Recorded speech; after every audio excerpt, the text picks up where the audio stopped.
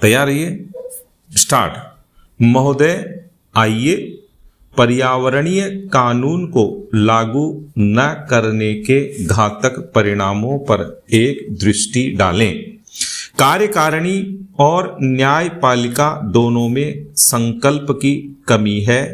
खेद है कि प्रदूषण नियंत्रण मंडल प्रदूषण नियंत्रण के लिए कुछ नहीं कर सके, और यदि उन्होंने कोशिश की तो उद्योगपतियों के दबाव में आकर राजनीतिज्ञ आड़े आ जाते हैं और अपराध के बड़े से बड़े मामले में भी अधिकारी कोई कार्रवाई नहीं करते, चाहे प्रदूषक उद्योग निजी क्षेत्र के हों या सार्वजनिक क्षेत्र के। मेहता वाले मुकदमे में उच्चतम न्यायालय द्वारा पर्यावरण सुरक्षा संबंधी कानूनों को लागू करने के लिए न्यायालयों की सहायता के लिए पर्यावरणीय न्यायालयों की स्थापना का सुझाव दिया गया था।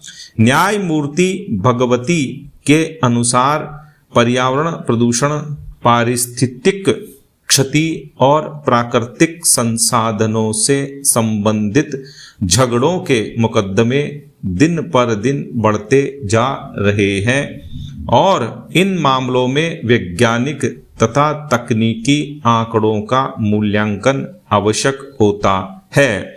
इसलिए क्षेत्रीय आधार पर पर्यावरण न्यायालयों की स्थापना की जानी चाहिए, जिनमें एक न्यायाधीश के अतिरिक्त मामले की प्रकृति और अपेक्षित विशेषज्ञता को देखते हुए पारिस्थितिक विज्ञान विषय के 2 विशेषज्ञ हों। तथापि पर्यावरणीय न्यायालय के निर्णय के विरुद्ध उच्चतम न्यायालय में अपील का अधिकार हो। प्रदूषक उद्योगों में शक्तिशाली निहित स्वार्थों के कारण श्रीमती मेनका गांधी, पूर्व पर्यावरण एवं वन मंत्री, भारत सरकार के समर्थन के बावजूद इस प्रस्ताव पर कार्रवाई नहीं की गई। प्रदूषण में पैसा है और नौकरशाही पैसे वालों का साथ देती है तथा पारंपरिक न्यायालय पर्यावरण न्यायालयों के प्रति अति संवेदनशील हैं।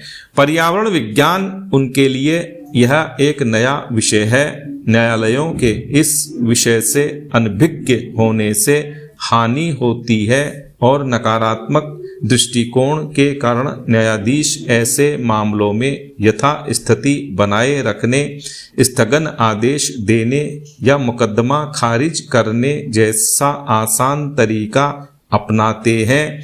उच्चतर और उच्चतम न्यायालय के कुछ न्यायाधीशों ने इस दिशा में प्रशंसनीय कार्य किया है, किंतु पारंपरिक न्यायालयों के विद्वान वकील प्रदूषण नियंत्रण के संरक्षक नहीं हैं, क्योंकि वे कानूनी प्रक्रिया संबंधी जोड़ तोड़ में लगे रहते हैं और इन्हें कै बनाम ख के पारंपरिक मुकदमों से ही फुर्सत नहीं मिलती और न ही उनमें पर्यावरणीय मामलों को निपटाने की विशेष योग्यता होती है। सामाजिक कार्यकर्ताओं द्वारा दायर किए गए सामाजिक न्यास संबंधी मुकदमों की सुनवाई के लिए उनके पास समय कहाँ है। इसका असर सारे समाज पर पड़ता है, जिसमें न्यायाधीश भी शामिल हैं। अन्य लोगों की तरह उन्हें भी दूषित वायु में सांस लेना पड़ता है, प्रदूषित पानी पीना पड़ता है, वनों की कटाई और रेगिस्तान का वे भी रोना रोते हैं और प्रचुर मात्रा में उपलब्ध अनेक नैसर्गिक लाभों से वंचित रहना पड़ता है। लेकिन प्रकृति का आनंद लेने के लिए कवि जैसा संवेदनशील हृदय होना चाहिए, जो जीवन की कविता से परिपूर्ण हो, जिसमें विश्व बंधुत्व की भावना, प्रकृति से एकात्मकता और प्रत्येक मानव के जीवन के अधिकार के प्रति प्रेम हो। कभी कभी न्याय करने वाले को न्याय और उसके विविध आयामों की जानकारी नहीं होती। स्टॉप।